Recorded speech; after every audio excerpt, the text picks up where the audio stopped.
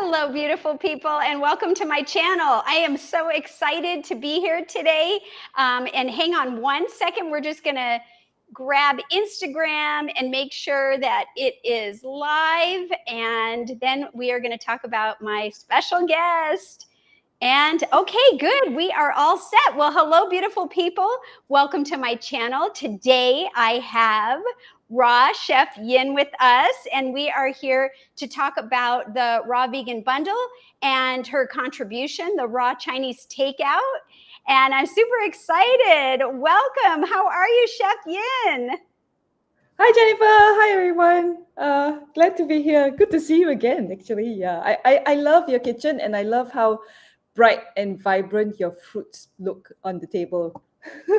Oh, thank you so much. I just to have a nice reminder, right, of what I really believe in. And so thank you. Yeah. I was going to say the same thing. Like last time we were together, I think it was the other bundle that we were promoting. And it was really a fun time to be with you. And so thank you so much for wanting to hang out with me. And so if you don't know what we're talking about, there is the Ultimate Raw Vegan Bundle going on right now through May 11th. And you can go to either one of our bios and click on the link, and then you'll be able to download it and get it.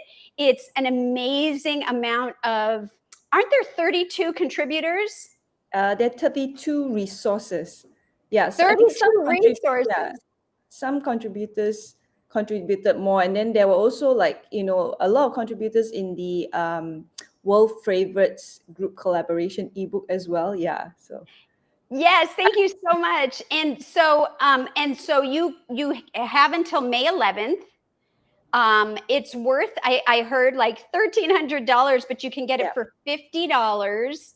And it is filled with so many wonderful things. You don't have to be raw to get the raw vegan bundle, but it might make you want to try it. So where you have yours in your bio, and I have mine in mine, and you brought in the raw Chinese takeout book.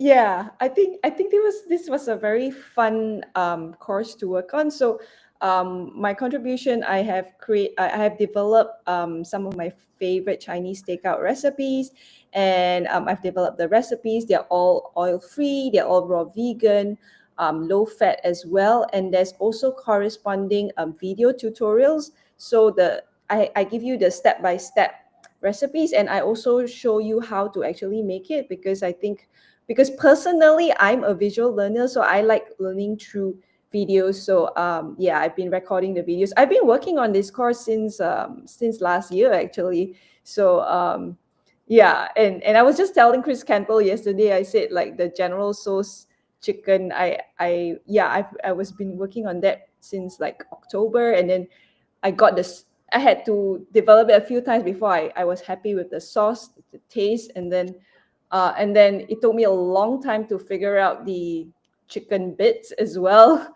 And then I tried different things, and then I finally got hold of some lion's mane mushroom, and then that worked really well. And that's like my boyfriend's favorite dish in the course. Yeah. Oh, you know what? That is amazing. I love lion's mane. I have a quick question for you. So when I was looking at your book, and it is beautiful and looks great, I saw a lot of the videos that you're talking about. Is there a written out recipe for each one, or is it just the videos for the visualization? So I mentioned that there is actually a course booklet. So that is a PDF, and it's right, if you guys have gotten the bundle and you log on, right at the top, you should see something that says Chinese takeout course booklet download. You can either download it and it'll come out as a PDF, or you can read it on your Kindle as well, or you can read it directly on the Gumroad website as well. Yeah. So you have 3 options for that. So I know some people miss it though, because I do have people like writing back to me from time to time saying like, oh, where are the actual recipes? Have you typed out? I said, yeah, it's out. It's just that maybe they missed that part. They just went straight into the videos, but it's actually above the videos. And I actually wrote something there, a note there to say, remember to download the course booklet before you watch the videos. So Okay. yeah. Okay, well, I'm glad that I brought that up because just to make very good clarification. And I want to take a minute just to say hello to everyone in the chat. We have Colleen is saying hi. Apple a Day says hi again, Jennifer and Todd. And hi to Chef Yin. Bernadette is here. Hello. And everybody is just saying hello.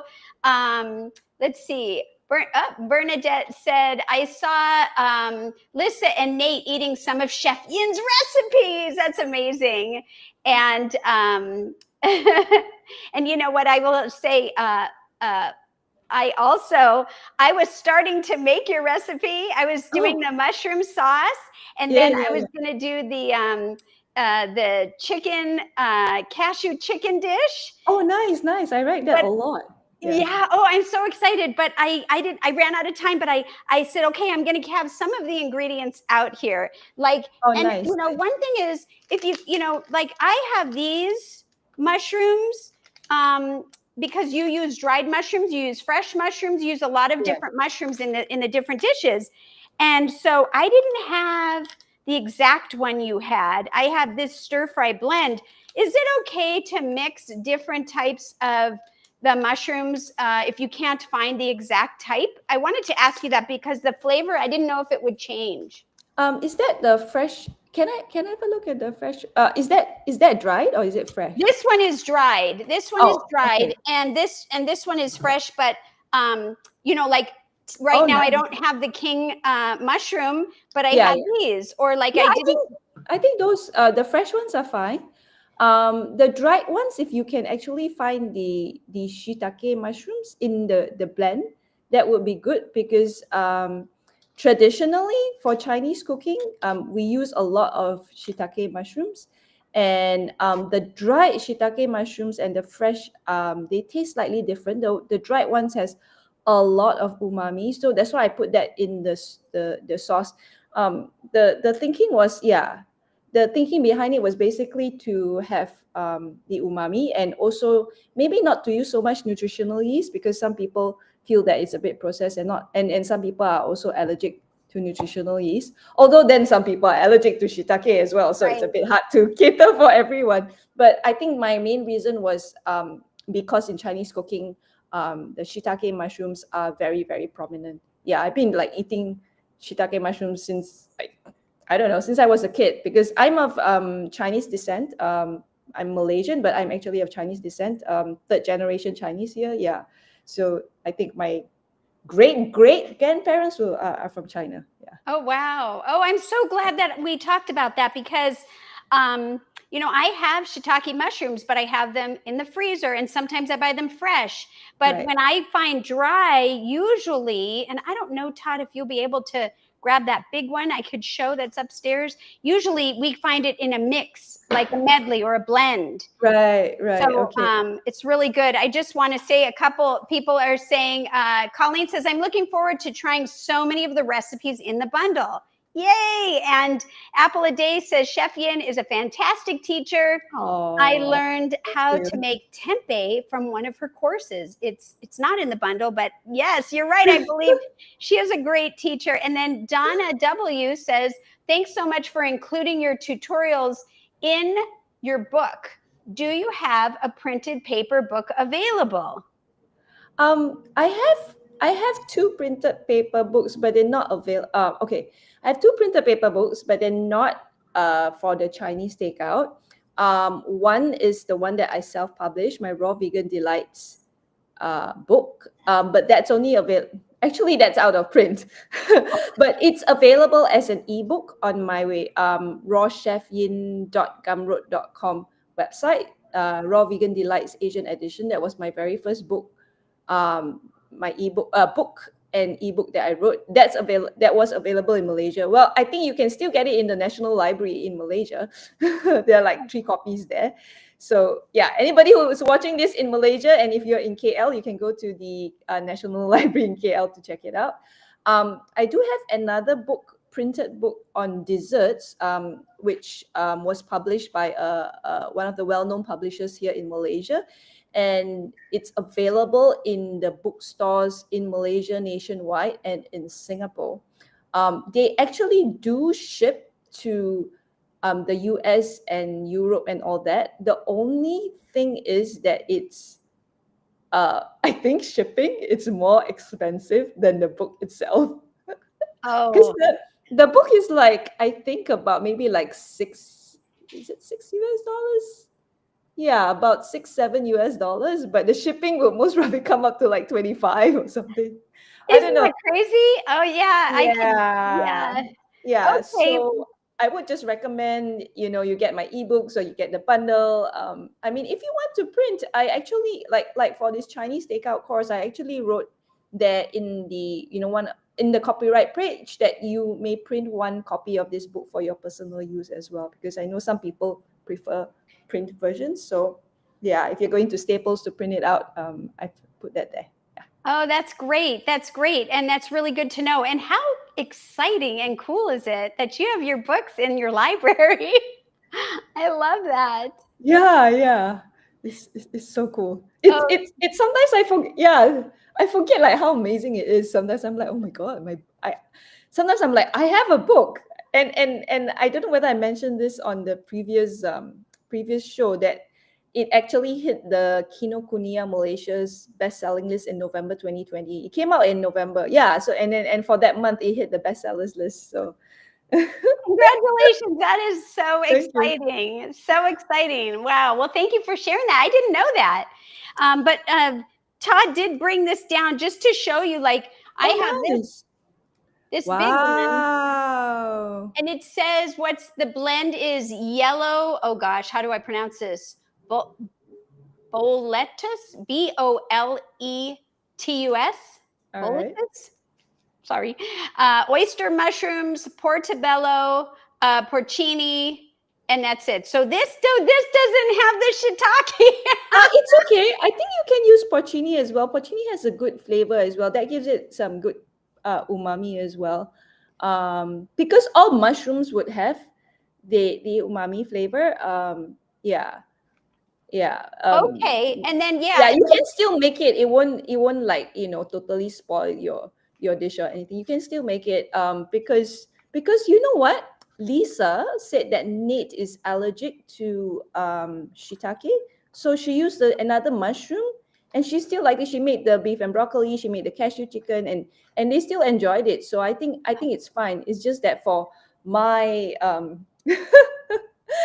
it's just for my very Chinese taste buds, I might go like, oh, it's not, super authentic, but do what you can. Yeah, make do it what with you what can. you have. Yeah. Okay, okay. Well, and then yes, locally I can find these little packages, and I didn't look. I'll have to look next time I'm at the store. Like this one is just like a medley, like a mixture, but they do Right. sometimes carry these with Yeah. the separated ones. So I'm going to look next Right. time, but thank you for clarifying that. I think if you really want to get the shiitake mushrooms, the Asian markets would be the best way because they would have it. Definitely. Definitely. Okay, yes. And we have a few of them, some very large ones that we were recently at, and boy, did they have a lot of fun stuff to. Oh, nice. Yeah, so Which which ones were you at? Which ones do do you you remember remember the that? name? So we have a whole Asian district, and Oh, in there is an H Mart and Mekong Plaza. Yeah, Mekong Plaza is very big, and oh, yeah, nice. it's a whole district. Yeah, we were there just a few days ago, maybe last week, and we were just Oh, going to all the different stores. yeah. Have you ever heard of H Mart? That's Oh not. yes. Oh, So I went when were in US last year. My partner and I were in US last year, and we visited Kathy Hester, and Kathy took us to H Mart, and yeah, and we were there until like closing time. I was like, oh my god, they have this and this and this and this, because I was doing a demo at Chapel Hill the next day, so we needed to get some ingredients. So yeah, and then I also went to the H Mart at in New York City because I wanted to get my natto and some of my other things as well. So yes, I have been to H Mart. And then when we visited Lisa and Nate, we went to I think it was called International. Yeah, Okay. yeah, Okay. Yeah. So I guess the one that we just have here is the other one, the Mekong. Yeah, I think that one's private. Oh, H so Mart that's is just, all over the country. and that other one is local Mm, to us, and they're a little bit different actually. But okay, very cool. So you've been to H Mart, uh, yes. and that's fun. And so yeah, so now you know what kind. When I go, that's what I'm looking at as well. And if you are not familiar with that, you should check out in your area if you're watching and see, because the Asian markets, they have a lot of different things that don't always, aren't available sometimes in like a regular uh, grocery store or a small market. And you could just like Chef Yin said, you could just stay there all day till close. Yeah, and I think Kathy says that the spices, the Indian spices, are way cheaper in the Asian markets than out Than in the U. than yeah. Than in the standard. You know what? I remember watching you Just like guys when you were visiting them. That was fun. And okay, I'm going to remember that, and I'll have to check into that. I know sometimes we get a lot of spices also there's like a special Indian market, and we've gotten things when we're doing that kind of food. But I'm going yeah, to because check. we're getting like cumin and coriander and garam masala and all that. It's yeah, it's better to get it from the Asian markets. Yeah, But they might not necessarily be organic though. That's the only thing. It depends on whether you're going organic or not. But if you're not, yeah, if you're fine with conventional, then yeah. yeah.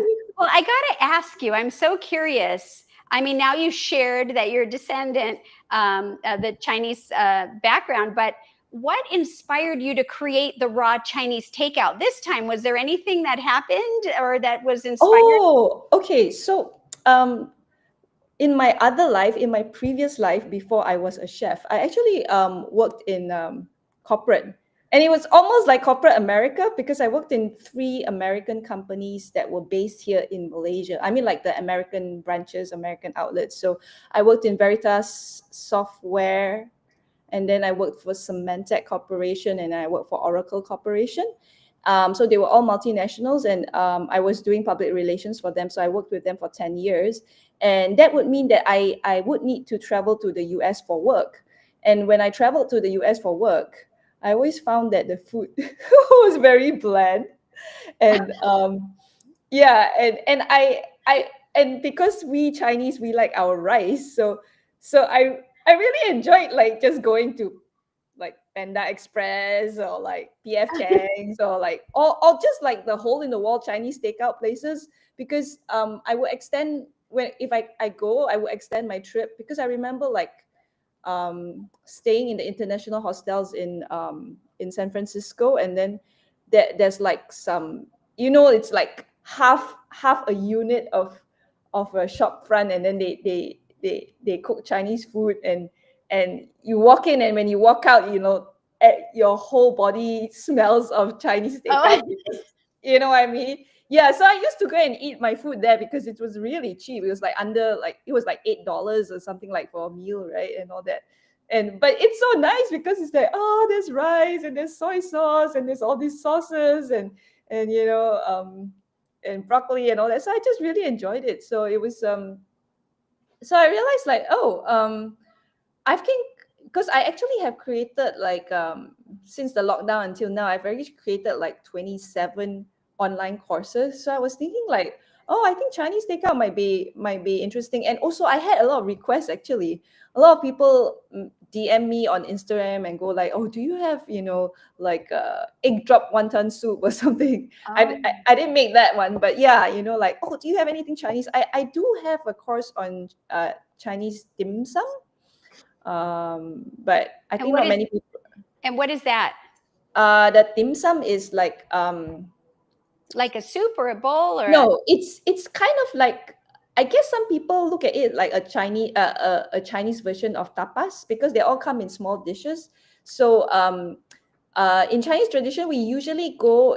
It's like a family gathering. We usually go on Sunday mornings and have Sunday morning dim sum. It's very popular in Australia, but here also it's like on Sunday mornings the family goes out, and then we have like a brunch. But so it comes in little plates. So that's why it's a bit like tapas, like there'll be like dumplings, like three dumplings in one small plate, or like glutinous rice in another plate, or like some noodles, and then there's like egg tarts and the bao buns and all that. They're like, so Oh. you order it and then you eat family style. Yeah, so I have that course, but I didn't have like Chinese takeout. So I thought like, oh, let me make that, because I really enjoy eating Chinese takeout in the US. Oh, that's so great. Okay, so now we know what inspired you. When I was in Japan, it was very similar. It reminds me what you're saying about having a lot of a lot of little dishes, Yeah. and family style, or even just individually. So I can picture what you're saying, and kind of like, well, we say brunch out here, but it's not in little cute dishes. It's just everything is massive. But Yeah, it's anyway, American sized. American size, yeah. But you So, know what I really enjoyed about the Chinese takeout in America, because it was so big. Like I remember, because when I extended my stay, I would stay in the dorm, right? I would like buy lunch, and then I keep half in the fridge in like the dorm, like a YMCA or something, and then I'll have the other half for dinner, because the size was so huge. I could save money as well.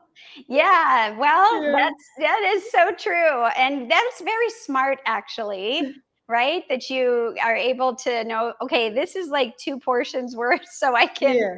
have it for next time. That's fantastic. Yeah. I just like Um, buy one meal and have it for for Yeah, I for know lunch a lot and of dinner. people that do that, actually, and it saves for them, especially if like you're a single person, and Yeah. then you don't have to cook Yeah, because unless I was you're raw traveling. or chop. Yeah, I was traveling solo then, so yeah. I mean, you can't do that here in Malaysia. Our portions are like so small. Yeah. So besides the fact that well, you said you had requests, but also the memories of it, I was wondering, is there anything else that was like really important for you to like reimagine the classic Chinese dishes and make it into a raw vegan way? Anything extra that was important? I was just curious. I think what was interesting was I actually did a lot of research as well, because I know that some people, and even my boyfriend would say like, oh, this is food that like Chinese people serve American people, but which is kind of true. because if you go as a Chinese and you ask for the off, there will be a lot of off menu things, because he lived in the US for six The and a half secret. years, right? And Yeah. he would also go and have Chinese food, and they would, because they see him so regularly, they'll be like, oh, would you want to have this dish or that dish? They will offer him everything that's off menu, because that's Those are all the secrets, right? yeah, yeah. And I thought that was quite fascinating as well. So I did a lot of research to understand like the origins of Chinese takeout, and just the history of the migration from the Chinese to America, to work in the gold mines and all that. And I thought that was really fascinating. Some parts were a bit sad. I Yeah, it made me really sad and a bit angry as well, because there were things like the Exclusion Act, where they wouldn't allow Chinese, they stopped the Chinese from coming in, and you could only come in as like, if you're doing like laundry and and that's why the Chinese, but in that way, that's why the Chinese restaurants actually grew, because the food business was something that they allowed the Chinese to come in as well. Yeah. So I Yeah. thought that, and then I was just thinking like, wow, like people during that time was so resilient, and they were so persistent, and they were coming in, through boats, and they were working like really long hours, they were like underpaid, and then they were saving up, and then because I know like some they were running the restaurants, and then they save up enough, and then to go back to China and then spend their fortune there and things like that, and they like really lived well in China after doing the Chinese restaurant business in the US. So I thought that was really fascinating. Then the dish, the General Tso's dish, right? General Tso's chicken. I actually found that there was a documentary made on it as well called In Search of General Tso, and trying to figure out who is this General Tso person. Is he a real person? Who was the origins of that recipe? And they interviewed the chef that created that recipe and all that. So that was just like, it was super fascinating. Yeah. Wow. Oh, Yeah. I love that. Anything else that you want to share about that? Anything that pops up about your research, I think is fascinating. And I would love to hear more. Although we do have a question here. Bernadette says, I recently bought a bottle of Chinese 5-spice because I love all the flavors. Chef, how would you use this spice? Yeah, so this Chinese 5-spice, that in the if you got the bundle and you got the if you got the bundle in the Chinese takeout course, there is actually, I do actually use it in some of my recipes as well, in some of the sauces. Yeah. But if not, you can, yeah, it's usually used in like, I'm trying to remember. Did I use it in the kung po chicken? But I use it in some of it as well. But it's usually used in the sauces. Yeah, if you want to make like a very like Asian style dressing, then you can use it in you can use it as well. But it's usually used yeah, it's called hyong fan. I'm trying to remember. Not so much in soups, I think more with like meat dishes, but you can use it with your mushrooms and your yeah, your cauliflower and all that. But yeah, Bernadette, did you get a bundle? If you did, like, just go check out the course booklet, and then yeah, look for the 5-spice Chinese 5-spice. It's there. Awesome. Yeah. Okay. Well, that's good to know. When I get the bundle, or when I'm involved in the bundle, I never know. You never know what people are going to put in there and contribute. And when I very first would order those before I was a part of it, I just thought it was recipes, and it is recipes, but it's so much more than that. Like, just hearing Yeah. about your research in the history and making suggestions and stories and all kinds of fun stuff, doctors and everything. I'm just thinking about it while you're talking, and I just want to let people know, if it's something that you're not sure, you don't know what's in it, or you think, well, you already had one from last year. This one also, all brand new, never Yeah. been put out. So if you enjoyed that one, you might want to try this one too. Yeah, I really like the Ultimate Raw Vegan Bundle. It's very special because, like you said, everything is brand new. Everything is raw vegan and everything is oil free. Yeah, so That's right. there's I don't think there's any other bundle that is exactly the same like that, because the other bundles don't. It just needs to be new to the bundle, but it's not like an absolutely brand new thing. This is a brand new release that you have never ever seen anywhere before. You can't get anywhere before. Yeah. And I thought the world favorites cultural collaboration ebook, where a lot, where you, Jennifer, have contributed, and a lot of us have contributed recipes. Yeah. I thought that was really interesting as well. Yeah, Yeah. I want to make Chef AJ's granola actually. Oh yeah, she's got stuff in there, and there's a Make It Raw version 4 Yes. with Lissa and Chef AJ, and I know recently talked about it. She has like a black licorice recipe in there, and Oh yeah. it's something that I'm interested in too. There's just so much stuff in there, and yeah, it's like you said, it's all brand new, and the collaboration, it is really cool because it's all about heritage. So there's one book where, as many people, or as many that you want to contribute, the contributors can put different recipes, and it talks about the history. And if they weren't originally raw, then they've been like made into a raw, beautiful dish. And it is a beautiful book. And that's just like an additional thing. So it's very fun. Maybe you want to talk about your recipe as well. I'm quite curious about, like, yeah, the Yeah. background and origins of it. Yeah, so I made a dish that it's spelt nothing like it's pronounced. It's pronounced Simus, and it starts Seamless. with, yeah, it's like Tzimmes, I think it is. But you pronounce it, the T is silent, Simus. And Mm. I wanted to do a dish, like we have so many Catholic, Christian, Jewish that are most common in our area. And so I decided it would be really fun to do a Jewish heritage dish that celebrates something happy. And so this dish is traditionally used and like the New Year. So the Jewish people celebrate a different New Year than like, the American calendar, New Year. And so that's usually, it's called Rosh Hashanah. And so you serve certain dishes there, and it's normally a cooked like a stew. And it typically has root vegetables and meats in it. And I thought, well, why not try to make something that's raw, that's simple, that's beautiful in color, that can represent it, and it still has the same flavors and spices, which can be adjusted depending on your flavor profile that you like. And so that's what I did, and it's all spiralized and very colorful. And so, that was what I contributed this time.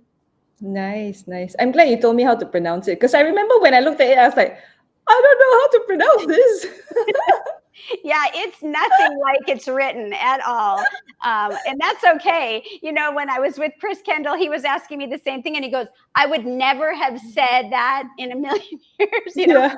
kind of thing. And so, yeah, no, that's okay. I'm glad you asked. And Todd just put it in there. Simus Seamless. is the correct way to pronounce it, even though there's a T in front of it. So anyways. Right, the T is silent. Okay. Yeah. So I got to ask you, what was the very first Chinese dish that you like raw-fied that you felt was successful, whether it was in the book or just, out of the book? I'm wondering.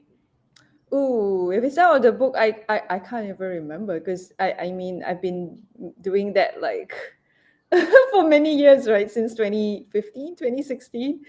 So I can't remember what's the first one. In the book, I think I was working on the general sauce, and then I didn't, I wasn't happy with what I got. So then I decided to move on to the beef and broccoli, and that turned out really nice.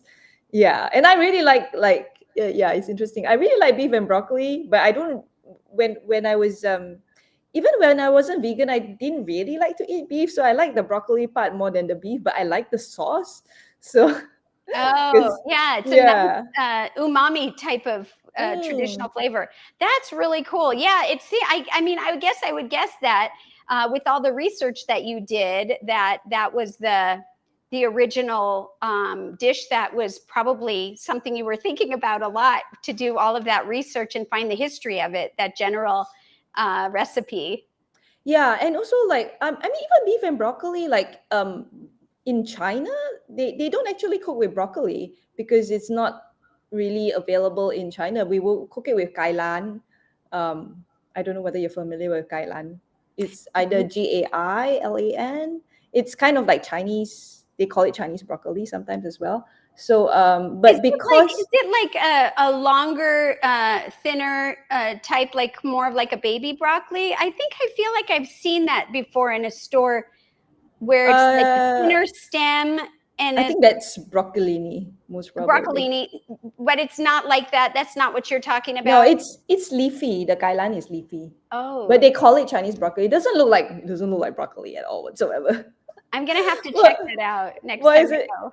interesting? So I think back in China we actually cook it with kailan. Say Apple all day knows what kailan is. She says I like kailan a lot. Kailan also knows as Chinese broccoli or Chinese kale. Yeah, it's also known as Chinese kale. So, and it's also part of the cruciferous family as well. So if you want to get your cruciferous in, you can do that. Yeah, but because the cooks had to adapt it, based on what's available in the US, so they switched to broccoli instead. And I really like eating broccoli, so that was one of the dishes that I really enjoyed, because broccoli and kale, it's slightly more expensive than the other leafy greens. So we don't eat it so much. We do eat it, but Oh, not so much. But interesting. And Apple a Day yeah, says it looks like thick spinach. yeah, yeah, it does. Wow. Well, I'm not familiar, so I've got a lot of stuff to work on. I want to get, taste it, smell it, touch it, and do all that kind of stuff. So thank you so much for enlightening me. Um, that's so wonderful. So, let's see. What do you hope that people will take away from your recipes? Besides just having the flavors and learning how to do it, is there anything that you really want people to take away? I think just to have fun and to realize that raw vegan food isn't boring. I know that nowadays I just eat like smoothies, salads, and fruit. But I think when I first started, I was not a salad person at all. I was a huge smoothie person, and I love fruit, but I was never a salad person, which is why I was always trying to develop, like non-salad recipes so that I could actually enjoy it. But now I've grown to really love my salads. But yeah, because I think the general conception, people don't like salads. So I wanted people to know that raw vegan food can be like taste really good. I mean, like these are my fortune cookies, and this is something that Yes, those are I've in been there. I've been wanting to make like forever and ever, and been talking about it for years already. I was thinking, I really need to come up with a raw vegan fortune cookie because um I wouldn't eat the fortune cookies in the US because it's like it's white flour and there's sugar, and I don't know, even if it's vegan, I mean, I'm guessing they would put eggs in it. But so I remember when we went to Panda Express in the US last year. So they obviously give you fortune cookies. We just broke it up to look at the fortunes. Let's do that. We broke it up and did Yay! You and put, we got the fortunes. Yeah, that's I got them. awesome. But we didn't eat them, and my boyfriend's like, I want to eat them. So I was like, now he can eat as many as he wants. So oh, I made some Valentine fortunes actually. So this says, you made my heart sing.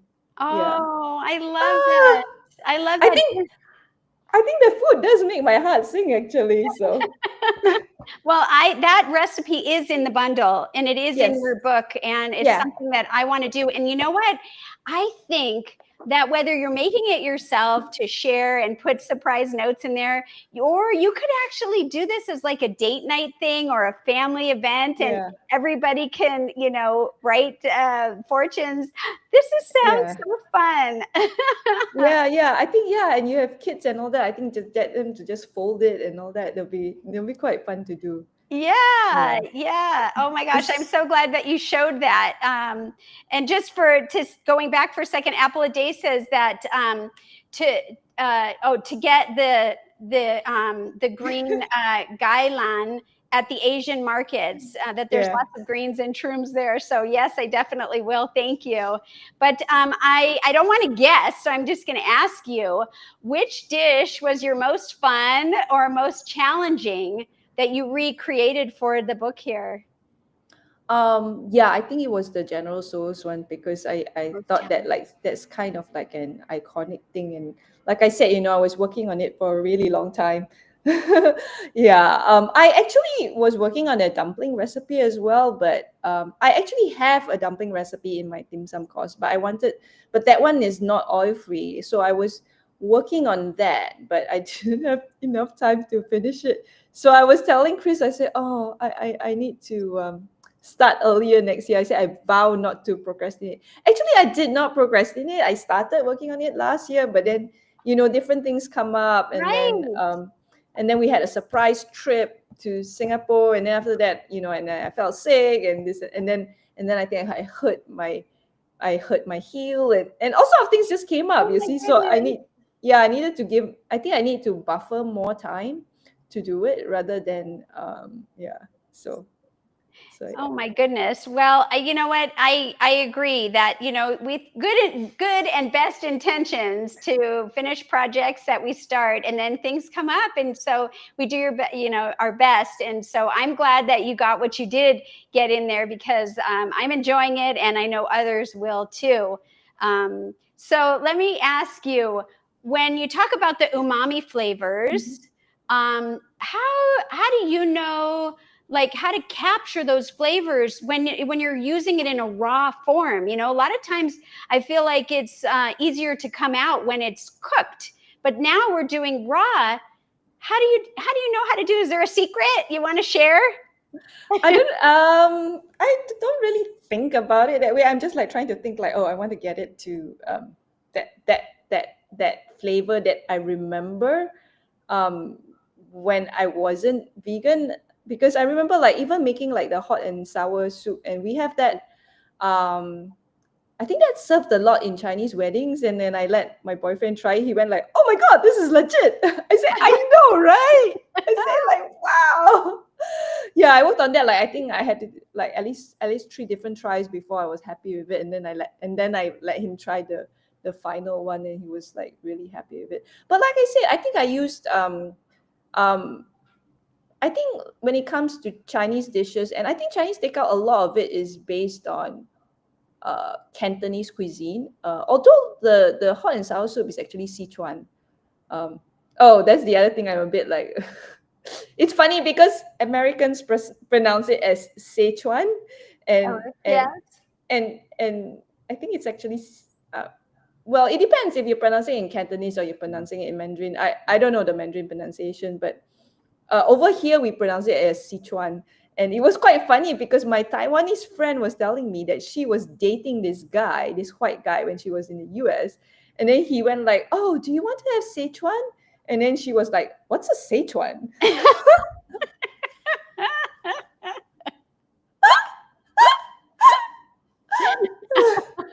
I can picture that. It That's was so funny. She's like, "What's a Sichuan?"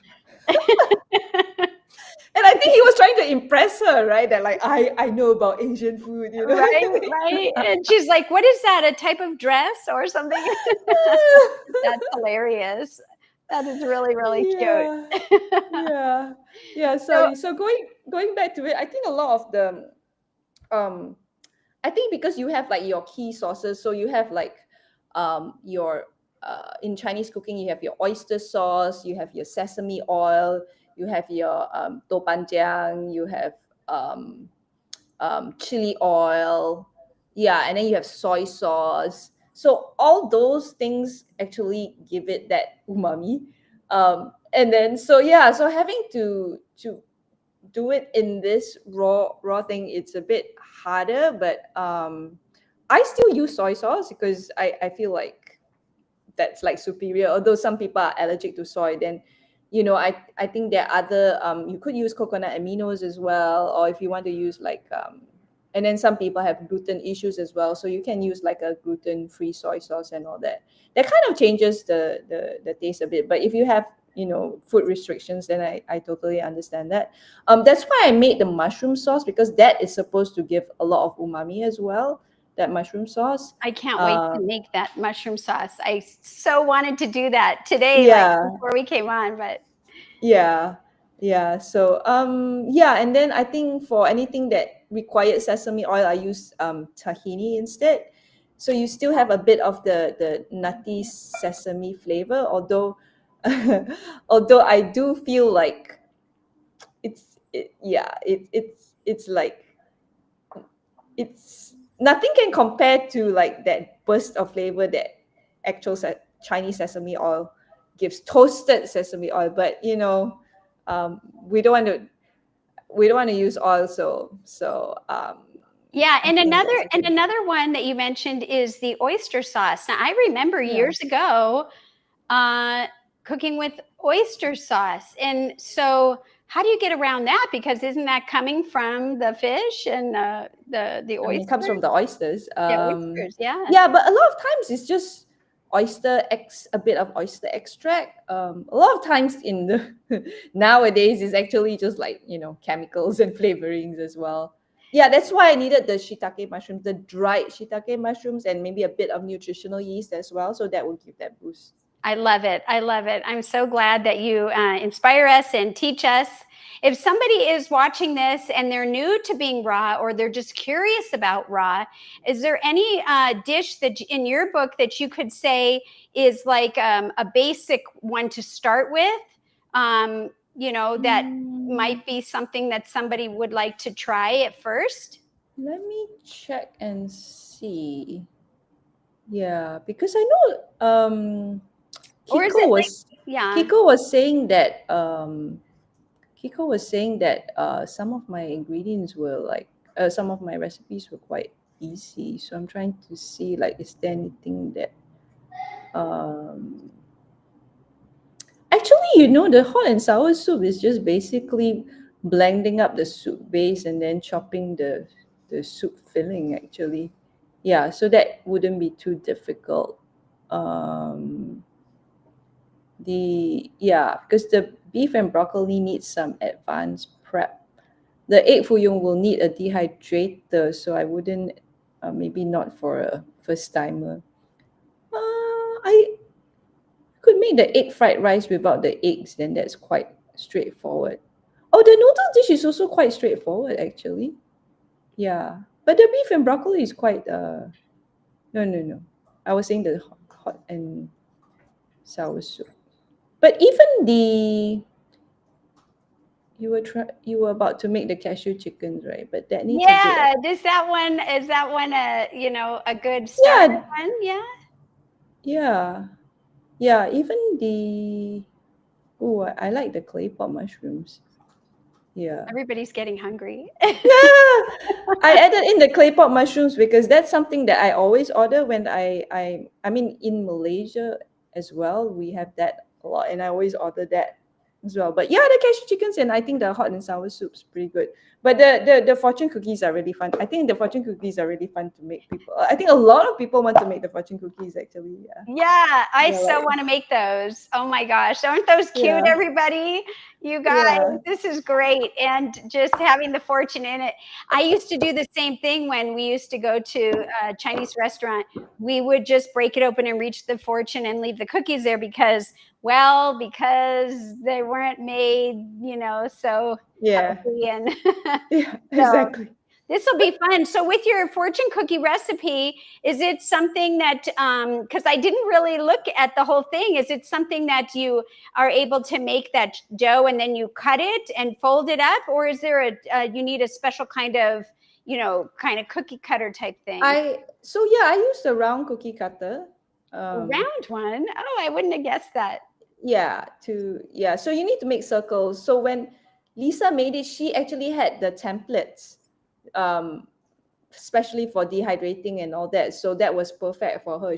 That's why she could make the circles perfect, whereas mine, I had to use a cookie cutter. But if you don't have a cookie cutter, you could actually, like, dehydrate, like, spread it out as a sheet and dehydrate it, and then, like, cut it into circles after that, after you dehydrate it. Yeah, so Okay. that's something you could do as well. Yeah, Yeah. because I did that as well. I mean, like, because my cookie cutter also didn't cut through very well, so eventually I didn't need to use, like, a kitchen scissors to cut it in, so that it looked really nice cut and clean. Okay. And because you're not cooking anything, right? It's all raw. Then when you put is there anything that we should be concerned about with, like, I don't know, the ink or the paper or anything that you're putting in there? Or is it okay because it's not heating and anything like that?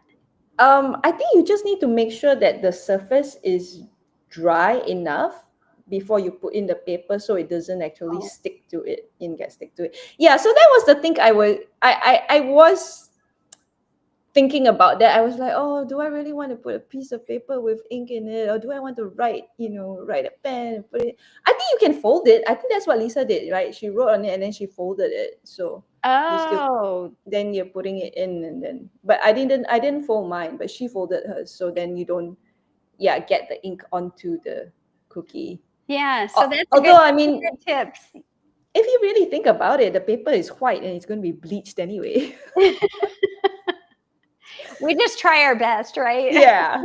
You start thinking about everything, is like, I can't live. Oh my gosh. Oh my gosh. Because, So I mean, if you're really doing so well, and you're doing, like, I mean, you're already going to be eating your I mean, I'm eating my green smoothie bowls in the morning. I'm making my huge giant salad for lunch. I'm already having my fruit for dinner. So like, to stress about a fortune cookie which has a bleach paper inside, maybe not. Maybe not. Maybe just enjoy it, right? Just enjoy it. Just wondering. Yeah. So I got to ask you, I know that you post a lot about different things that you make, and you and your boyfriend share and, discuss about it. But, when you are making the food, like what is a typical day of food for you? I mean, you mentioned, is it really just the smoothie and the salad? Or like what is a favorite typical day for your food choices? So for my breakfast, I don't like to think about breakfast. I keep it the same almost every single day, but I rotate my greens. So I make a green smooth. Okay, it depends. If I'm at home and I'm not going out, then I will make a green smoothie bowl. So I basically have 150 grams. I don't know what's that in ounces. It's basically a third of a pound of. Okay, eat. I aim to eat 1 pound of greens a day, right? Okay. So I can't remember which doctor said that, but I know one of the doctors said that. So and Don't and forget. also sorry? Yeah, Oh so one no, pound. just yeah, to eat your greens. That's very important. I agree Yeah. with that. Yeah, and I think Chef AJ also says that, eat 1 pound of greens a day. And I started doing that and I felt so good. So good, thought, yeah, I thought it's such a great like behind the scenes person. 150 grams with 5.3 ounces. So yeah, so I aim to eat 1 pound of greens a day. So what I do is in the morning I have my green smoothie bowl. So I have my leafy greens, and that's when I rotate my greens. So it's not the same greens every day. It's just like whatever leafy greens I can get from the farmer. I meet up with my private farmer who sells me my bananas. Remember, I tell you I meet him once a week on Fridays. So whatever leafy greens he sells me that week, so I'll put that into my. So I'll have the greens blended up with 5 bananas, 1 cup of water, uh, flax meal, ground flax seeds, and then some kind of superfood because I work with organic superfoods. So, whichever one that I feel like putting in. Sometimes it's moringa, sometimes it's chlorella, sometimes it's chaga mushroom powder, sometimes it's acai berry powder. So that's my breakfast because I don't. Oh no, and now I've started adding one cara orange as well. So I really like that. I really like how it all turns out. So I just have that for breakfast, and I have that like 4 times a week for breakfast.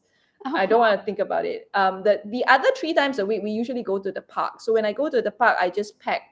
I don't blend up a smoothie because I feel like it'll oxidize everything. So I just pack bananas and lettuce and some chia seed gel kind of thing to just get my omega-3s. So that's my breakfast. For my lunch, I will just make a giant salad because it's just easy to like, so that's the rest of my greens, right? That's like my about 300 grams of greens kind of thing, because 1 pound is I think 454 grams. So I'm getting about 450 grams of greens. It's just easier to count that way.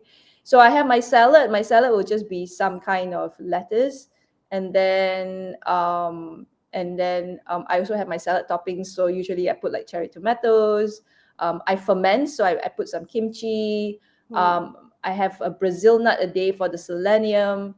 I have my mung bean sprouts because I want to have some living foods. I have some wakame because it's gives me my minerals. As you can see, it's very nutrition driven actually.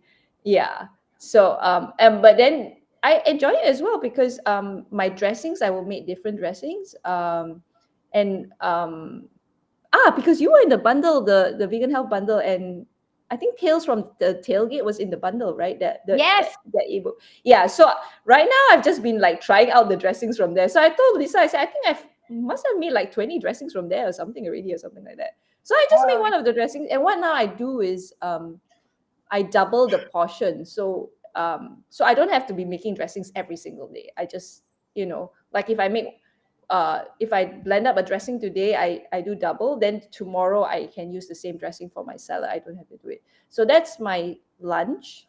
So the dressing is usually like 1 cup of water and then like 4 to 5 medjool dates, and then there's going to be spices, and then there's like some acid thing, whether it's lemon juice or vinegar. I like my dressing sweet, so I love the fact that Lisa has like 4 to 5 dates in the dressing, and so it's poured all over. Oh, and then it has some fatty elements, so it's usually like fats. I mean, like healthy fats. So it usually has some kind of like, whether it's almonds or cashews or some kind of nuts, maybe macadamia or something like that. So, but I keep my nuts to 3 tablespoons a day. That's it.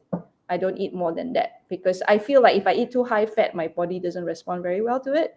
So yeah, so that's my lunch, and then for my dinner, I have fruit because by the time it comes to dinner, I don't want to make a giant salad anymore.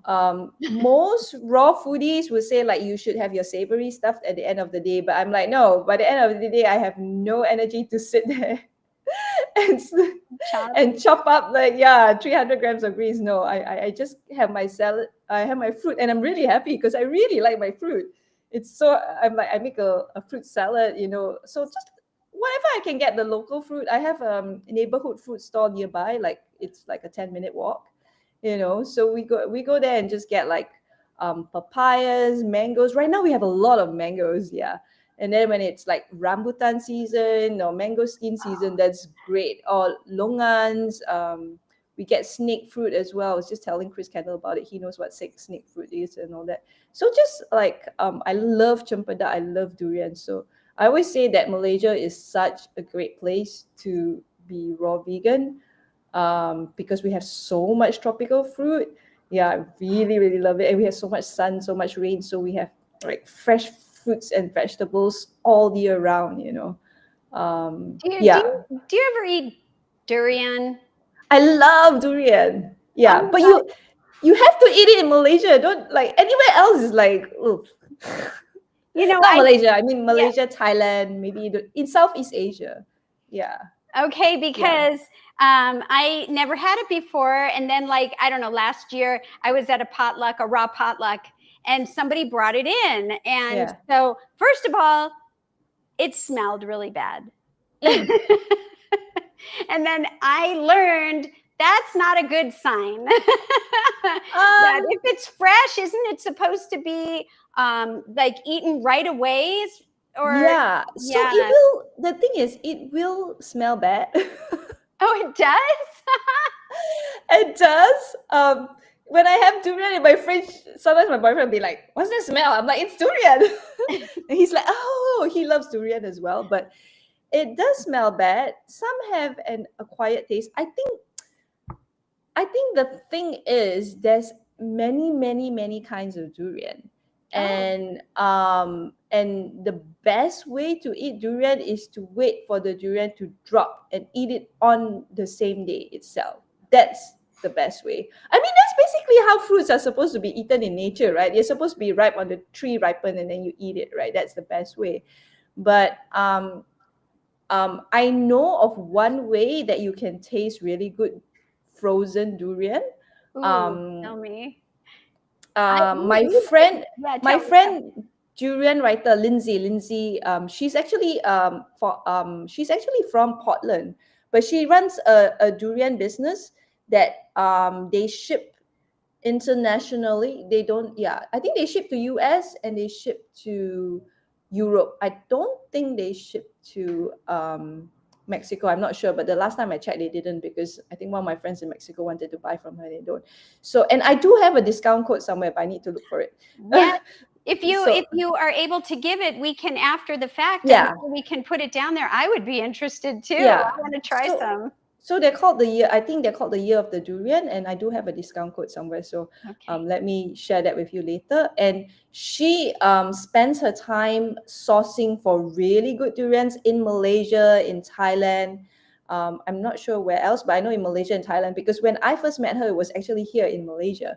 Yeah, and when we were in US, she actually got a box of frozen Malaysian durians shipped over to us, because what they do is they pack it in Malaysia, they ship it over to the US, and then the US they distribute it.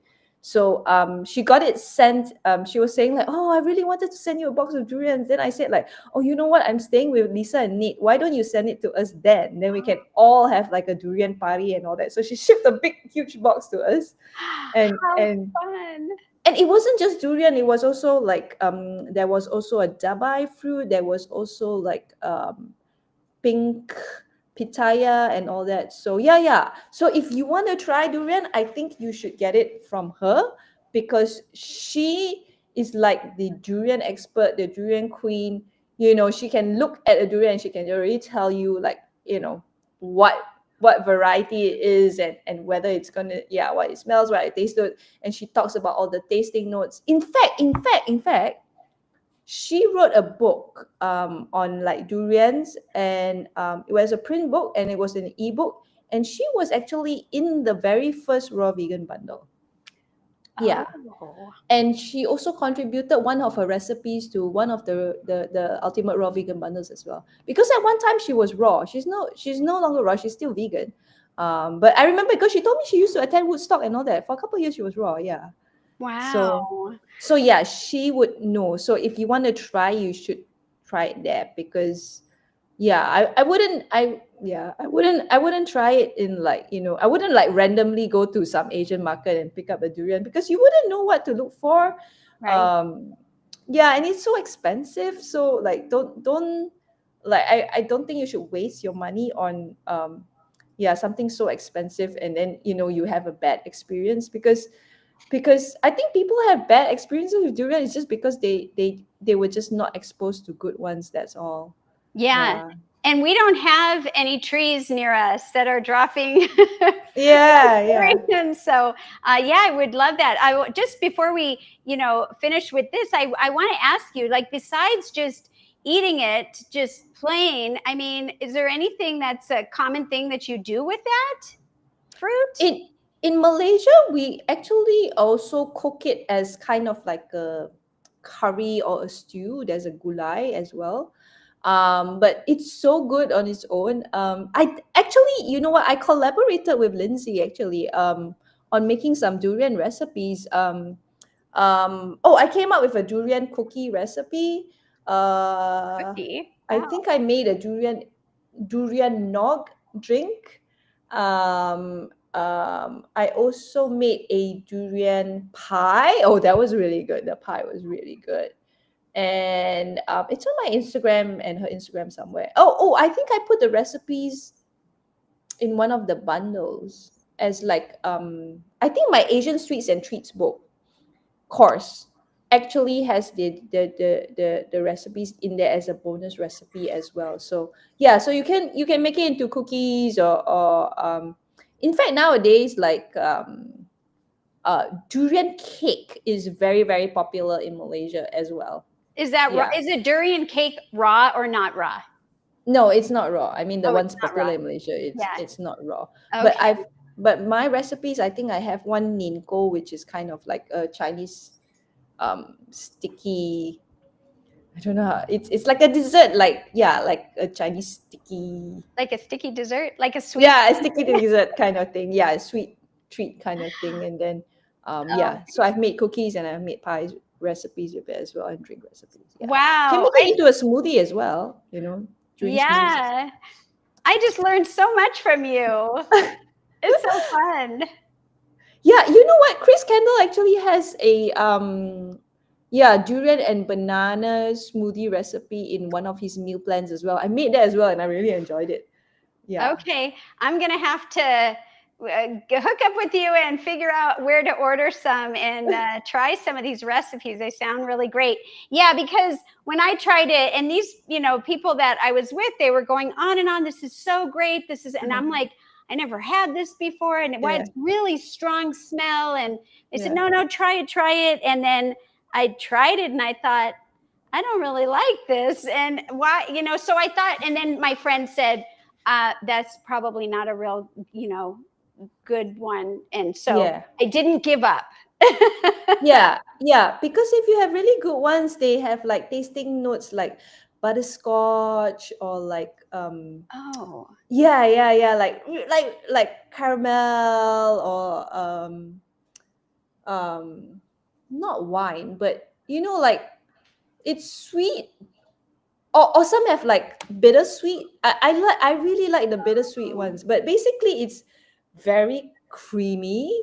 Yeah, creamy and sweet, but a lot of depth of flavor and very complex as well.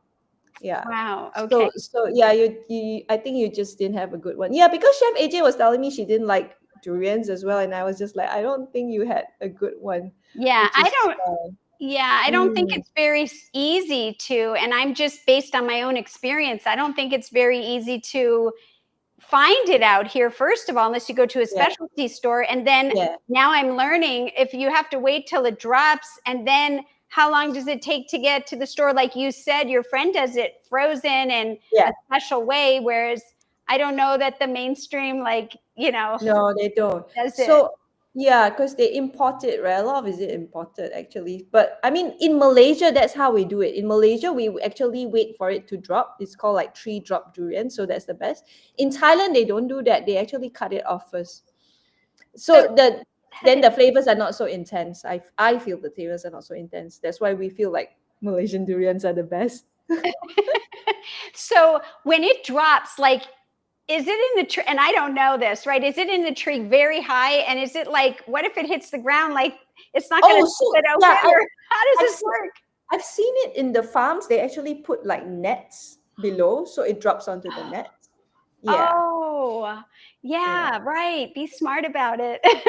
yeah. that Yeah, that's I neat. stayed at, yeah, my friend had this property, and yeah, they planted some durian trees. So we saw the durian flowers and trees, and then later he called us and he said like, oh, the durians are ready, come by and collect them. So that was pretty cool. Oh, Yeah. I'm very curious. Thank you so much for sharing that. And I don't know if you have time for one more question or, Yeah, sure. Oh, okay. and also before I forget, I wanted to show you this because I made this yesterday. I don't know whether you can see this or not. Ooh, what is that? That looks delicious. It's like a raw vegan bread it's a raw vegan tomato bread. You're kidding. This is so Lena, in the bundle, she has this what she has her platform, her community platform, which is a website where you get access to video workouts, to recipes, and then she also does like educational sessions and all that. So you're getting like 1 year access to her platform. It's called Nourished. Yeah, and it's actually worth 111 US dollars. But now, if you get the bundle, then you get that as well. So I thought like because my boyfriend likes eating bread, so I was like, I'll try making like the raw vegan bread. So Oh yeah, I my. did this on my YouTube channel, so you can check it out. Because I asked her whether I could try her recipe and share it with others. She said, yeah, I can. So Oh, yeah, that's so cool. I'm gonna have to look for that. Nourish. yeah. So I use sprouted buckwheat. She uses almond flour, but I didn't have almond flour. I just ground up some almonds, psyllium husk, sun-dried tomatoes, lemon juice, I think. Yeah. So I, yeah, I pretty have all cool. that. I have all that. I'm like, Yeah, okay, yeah, yes, yes. yeah, yeah. And it's really simple. You just kind of like process it and put it together. Yeah, Did yeah. you I mean, have if to you can, dehydrate it? Does yeah, it? Oh, dehydrate. you dehydrate it. So you Do need you it. have a Do you have a dehydrator? Yes, Yeah. I do. I have a dehydrator, so I can do it, and Oh, I really enjoy the dehydrator actually. Yeah. So speaking of, that was where I was going to ask the last question about. You said you do uh, sprouted beans or lentils when you make your lunches, and yeah. so I've learned that it's is it true that you really need to use the special type of sprout for sprouting? You don't just go to the bulk bin and get the beans.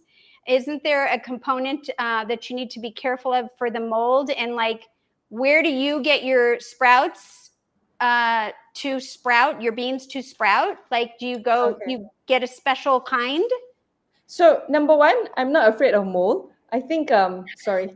Americans are so scared of everything. They're like so scared of fermenting things. They're like, oh, just like oof.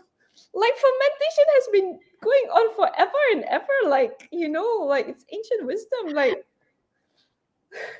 I don't know. So yeah, so number one, and then everybody's like, oh, there's mold. And I'm just like, okay, I don't know. Like I've been sprouting forever and ever. I haven't had any mold, but I guess if people are worried about mold, I think you were talking to Chris about it, right? He was saying like, what can you soak it in?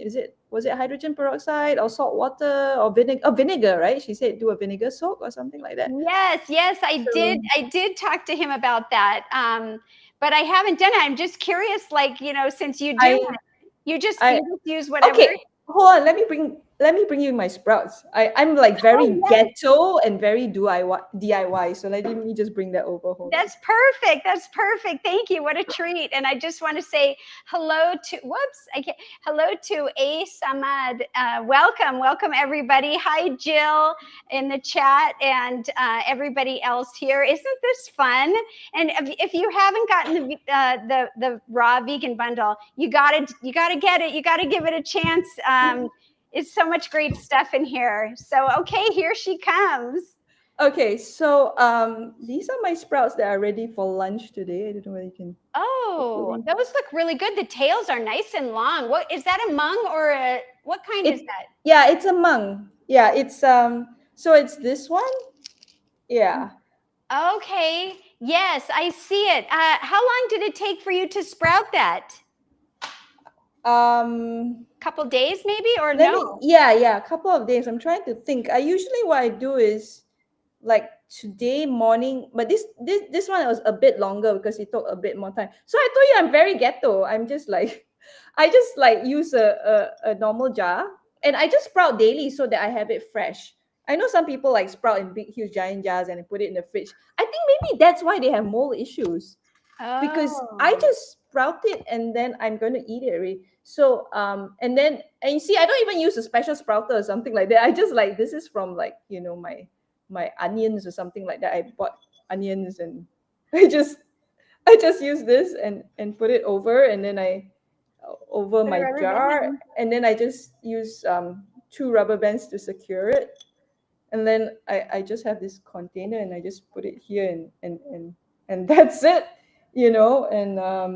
and then this one is also in the midst of sprouting as well. So I'll have this tomorrow. This has Which one is that? It looks like a, It's the same one. It's the same okay. mung beans as well because I find like mung beans are the easiest to sprout. The lentils are sometimes they don't sprout very well. I think a very good resource to check out. Have you heard of Doug Evans? Yes, I have his book over here. I do, and Yeah, it's a yeah, great yeah. book. He's I I got it. Chef AJ told me about it, and I yes, got the book, and it was, gosh, it was a couple of years ago. I need to read it again now that I'm a yeah, little more experienced. yeah, Still yeah. learning So though. so his book is a really good resource on sprouting. I have another book actually like original like by Anne Wigmore, and that's like she's been around forever and ever. I should show you that as well because it looks so Yeah. hold on. Okay. I know, apple a day, very ghetto. LOL, love it. You know what? I do too. I think it's great because I have like one of these little sprouting kits, the 2 jars. And now I know that I don't need to keep buying more. I can sprout anyway, just like Chef Okay. Yin showed us. So I started sprouting because my late dad, when he was alive, he was sprouting, and then later I started sprouting as well. And I followed this book, and this was Anne Wigmore.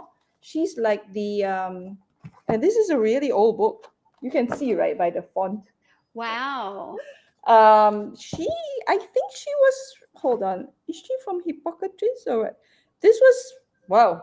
This was published in 1909. No, copy well, it says 1909, but it says copyright 1986. Oh no. 1909 is just the number, sorry. Oh, 1986. 1986. Let me see if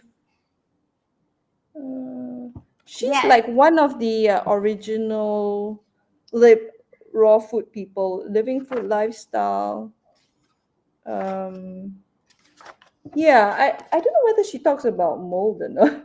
I don't know. I'm just like, yeah. So I just rinse it in filtered water. I don't use tap water. So I soak it in filtered water and then I just rinse it in filtered water and then I let it yeah. But I think Doug gave a because somebody also asked about, so she talks about the jar method. So this is the jar Oh, method. and using sprout bags as well, and different sprouters and all that. But I never, I didn't bother. But yeah, I thought it was a good book. But Doug's book is better, not better, but it's more. I guess it's more modern. But his Yeah. is a really good book as well. And I just spoke to him the other day because PBNSG had a thing. He's really sweet. He was like, "Oh, keep doing what you're doing. You're doing great." And he actually asked. He told me that he's writing a book, and he asked me to contribute one of my recipes to his book as well. I was like, "Wow!" So I need to Wow, do that's that. awesome. But yes, I don't think hold on. Let me look at the. I don't think she talks about mold. It's not in the. It's not in the index, and I don't. By skimming through, I don't see it. So I think at that time people were not afraid of it as well. But anyway, if you are afraid, I think the vinegar thing helps. But so I don't. So I just basically I do 1 tablespoon of this. So because I daily, right? I mean, this is how much I eat in a day, kind of And, thing. and So when one tablespoon will become like this. Yeah. So it's 1 tablespoon of this and it becomes like this. And then you asked about whether we should get seeds that are specifically made for sprouting. I think if you can, that is a good idea because I had some but actually in Malaysia, there's only one company that actually makes seeds that is written there, ready to sprout and all that. oh, Everywhere else there isn't, and that company only started doing it recently. So all these years that I've been sprouting, I've just used I've used organic seeds. I didn't get it from the bulk bin though, because I heard that yeah, if it's in the bulk bin, it might have been there for 5 years or something. So it yeah. might it Oh, might be harder interesting. because I have experienced getting some bad batches that um take forever to sprout or but that's only happened like maybe 5 times out of all these 8. I don't know. I can't remember how long I've been sprouting, at least 10 years or because even before I became raw vegan, I was already sprouting just to have some living food. So yeah, that's Yeah. Okay. my take on it. Yeah, and not going to Treehab says, I have that book. Yeah, it's such a cool book. I really like this book. So thank you for sharing that. Yeah. And with the sprouting, I mean, and someone who's raw, maybe new to raw, how important do you think it is to bring in sprouted beans and lentils? That'll be my last question. Um, mm, I think because people always go like, where do you get your protein, right? I'm like, there's lots of protein here. I think like I said, when I first started doing it, I was just like, because it's living food, I just want to get some living food in my system. I'm thinking more of nutrients, not so much of taste. To be honest, I don't really like the taste of this. My boyfriend hates the taste of it. Oh, you're kidding. He just like it's just in his rice and he mixes it up and he tries to like more. So I do think the taste of this isn't that great, but you can hide it. You can process it with so you can use this and turn it into raw vegan burgers. Or raw or you can sprout chickpeas and make raw vegan falafels and all that, and then it'll taste better. But I um now I feel more appreciative of the sprouted lentils and mung beans and all that, because I realized that I can make a lot of food, not a lot of food, but I can make some interesting dishes, um and I can make it low fat because my background is more, when I trained as for my as a raw vegan chef, right?